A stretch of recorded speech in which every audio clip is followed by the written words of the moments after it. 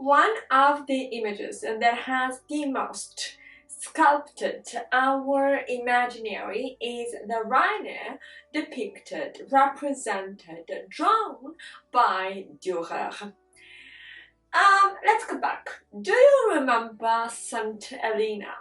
This island where Napoleon Bonaparte was confined after the defeat of Waterloo. We were in 1815. Well, exactly 300 years before, so in 1515, that island represented one of three stops of a long journey, of an extremely long and complicated journey, I should say, of a rhino. This rhino was going from India to Portugal.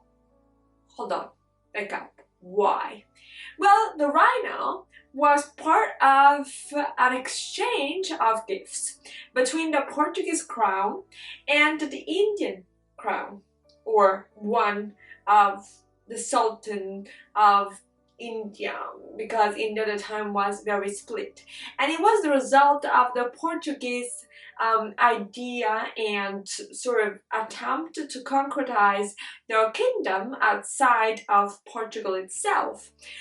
Whereas Spain directed its attention towards the Spanish colonies, Mexico, and some colonies like Texas in the US. The Portuguese thought, well, let's not go west, let's go south. But let's go south, meaning Africa, to go east, right?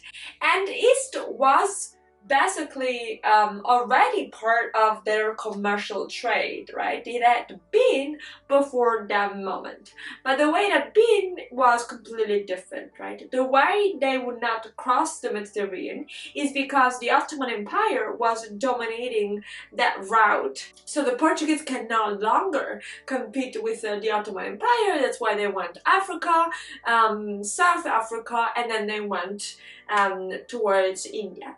And it is part of that exchange of gifts, something you would do, number one, to comply to the etiquette, and number two, in order to ingratiate the Sultan or whoever was the head of state, that the rhino was sent from India to Portugal.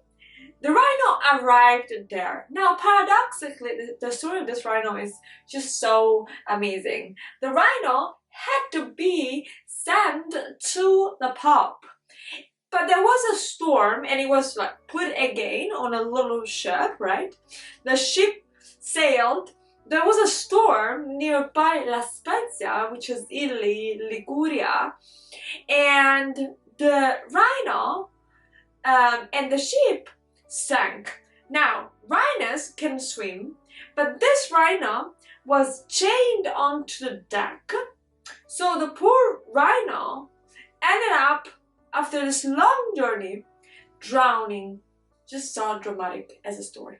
Now, the rhino had the little unicorn horn that Dürer represented. Absolutely not, right? Dürer never actually saw the rhino, even though that is an image that has been perpetrated for centuries. Even when there were better depictions, the European culture and academia still preferred Dürer's drawing, even though Dürer had no idea of how a rhino was, how a rhino looked like. But this rhino sculpted the imaginary the way Dürer represented it. Sculpted the imaginary. You know, like there's a little space for the rhino. There's a quick description in German, like just right above the rhino. There's a little unicorn there on sort of like on its back that has no business being there. This was just like Dürer contribution to the image of the rhino, okay? There's some sort of like scale tissue that is not exactly how rhino are, you know, so there are better depictions out there. Still, the world preferred this image, enclosing this pent-up sort of energy in this restricted space.